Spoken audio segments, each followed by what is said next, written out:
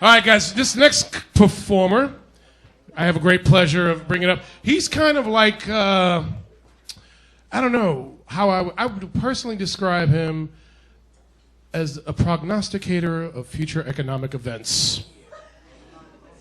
Somebody was like, "Oh yeah." He is. He's got a way of being, and he's very entertaining. And I love reading and watching this guy. So put your hands together and show a lot of Mr. Peter Schiff.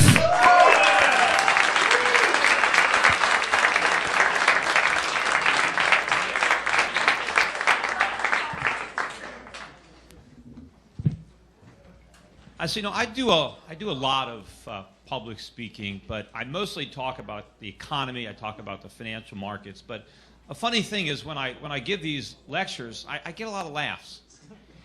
And a lot of people will refer to me as a stand-up economist. So I don't know. I'm going to just go over some of the things I discuss, and we'll know in a few minutes if the things that my audience has been laughing at all these years are actually funny. So one of the things I talk about a lot is the national debt. Right? We have. All right. You guys are making this easy. Well, the national debt is like $17 trillion, right? And that's not the funny part. But anyway, and that's just the tip of the iceberg, right? We have the unfunded liabilities, the off-budget items are enormous. But let's just deal with this $17 trillion, because I talk about the fact that there is no way that we're going to pay this money back. We've just borrowed too much money. And the only question is, how are we going to default? And the major economists, the mainstream economists, always say, look, Peter Schiff, you don't know what you're talking about. We don't have to pay the money back. And I'm thinking to myself, we don't have to pay the money back. I mean, we borrowed it. Have we discussed this with the lenders? Did the people who are loaning us all this money realize that we're not going to pay it back? I mean, for example, we have a lot of short-term debt. The maturity is very short. So in the next 12 months, about $5 trillion comes due. Right? We got to pay back the $5 trillion. And they say, no, we don't have to pay it back. You see, we're just going to borrow that $5 trillion to pay it back. And so so that's our plan. Right? The plan is we're going to borrow $5 trillion from the new investors to pay off the old investors. Yeah, that's the plan. Well, I mean, does anybody here know anybody else who kind of operated this whole business under that plan? Anybody know? Bernie Madoff. All right, right. Bernie Madoff. Right, the U.S. government runs a giant Ponzi scheme. And it's actually not just me saying that. Bernie Madoff, when he first went into jail, he gave an interview. And in that interview, Bernie Madoff said, why are you guys even talking to me?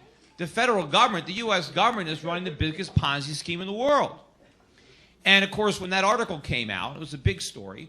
Immediately, the mainstream media, the economists were saying, well, come on, that's Bernie Madoff. He doesn't have any credibility. Who cares what he says? Well, I mean, he's got credibility about one thing, right? Ponzi schemes. I mean, he knows a Ponzi scheme when he sees one, right? That's why... At the time, that's why I said we shouldn't have put Bernie Madoff in jail. We should have made him the Secretary of the Treasury. And I'll give you a perfect example of why he would be a much better Secretary of the Treasury than our last secretary, who was Timothy Geithner. If you remember, we had a debt crisis. It was, it was in all the newspapers a couple years ago. The debt ceiling. We weren't going to raise the debt ceiling. Well, do you remember what Timothy Geithner said was going to happen if we didn't raise the debt ceiling? Right? He said we were going to default on our debt. If we couldn't borrow more money, we were not going to pay back any of the money we've already borrowed. Right? Now, see, Bernie Madoff would never say something like that. See, Bernie Madoff knows, I mean, this is basically Ponzi 101. Right? When you're running a Ponzi scheme, you don't tell anybody that it's a Ponzi scheme. You keep it quiet, right? You at least pretend that you're going to pay. You say, well, we're going to raise taxes, or we're going to cut spending. You don't tell the bondholders that you're not going to pay. Now, I also talk a lot about the Federal Reserve, right? Now, quantitative easing, right? You know what that is, right? It's a euphemism for inflation. That's all it is, right? But the Fed doesn't want to say that their monetary policy is to create inflation, because the people know enough to know that that's not a good thing, right? So when they first came out with QE1, Now, of course, they didn't call it QE1 initially. They just called it QE. It's only QE1 because it didn't work, and so they did QE2. And that's how they do things in Washington. If it doesn't work, you just do it again, right? And you just keep doing it, right? The definition of insanity. But when they announced QE1 or QE, and they finished it, I said, well, they're going to do another one because I knew it wasn't going to work, right? I know that quantitative easing is like trying to put out a fire with gasoline, right? It doesn't matter how much gas you put on, the fire is just going to get bigger, and so you're going to keep throwing more on it. So I said we'd have another one. Then sure enough, we had QE2. And then I was saying, well, we're going to have more QEs than Rocky movies. and so we did. Then we had QE3. But before we had QE3, right, we had Operation Twist, which I was calling Operation Screw. But then we had QE3, which became known as QE Infinity. But then, Paul Krugman came out and said that it's still not big enough. But now we've got all the QEs. Now they're talking about the exit strategy.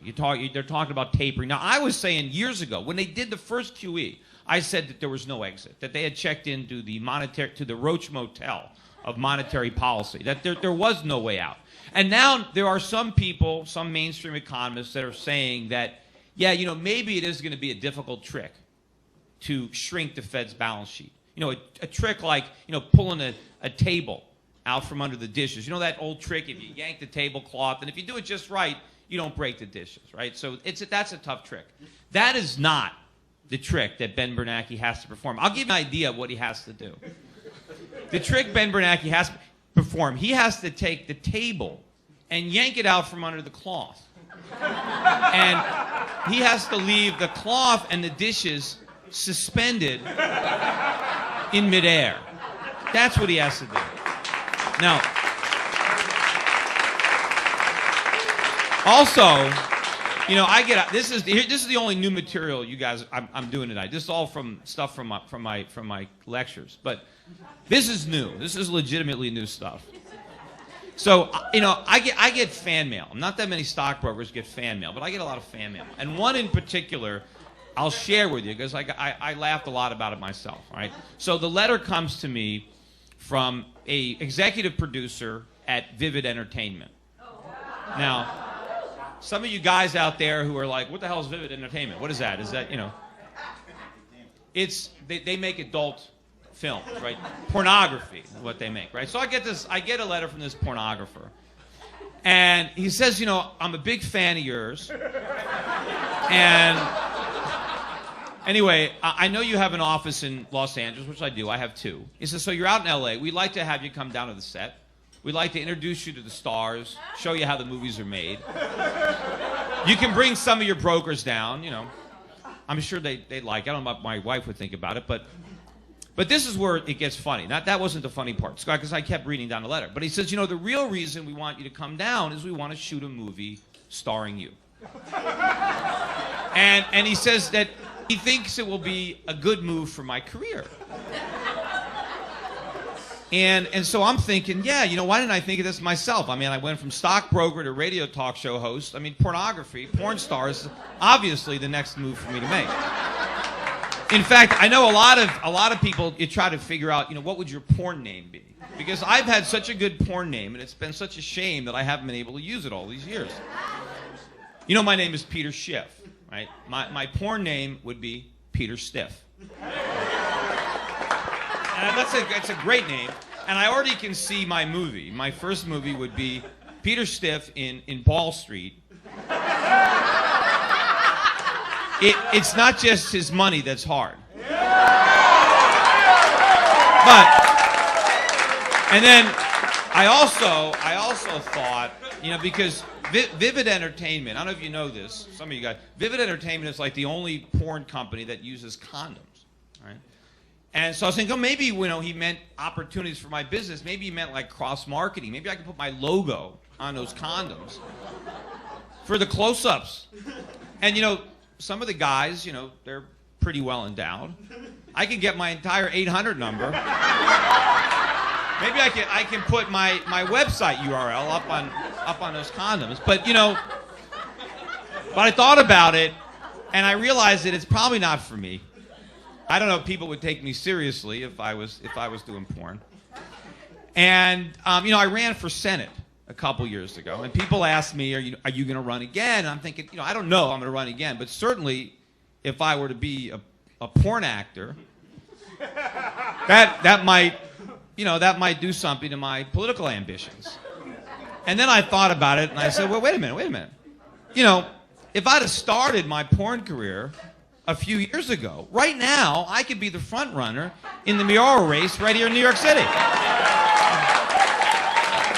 But anyway, that's it.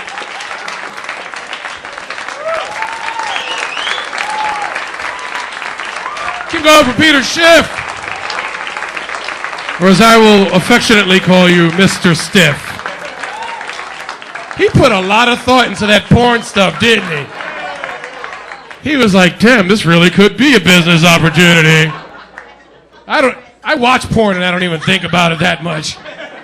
He came up with a name. Hey, I got a good idea for a film starring you. Peter Stiff is occupying some anyway.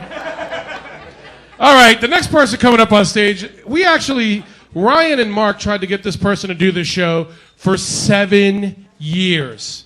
They were stalking her, sending her nude photos of themselves.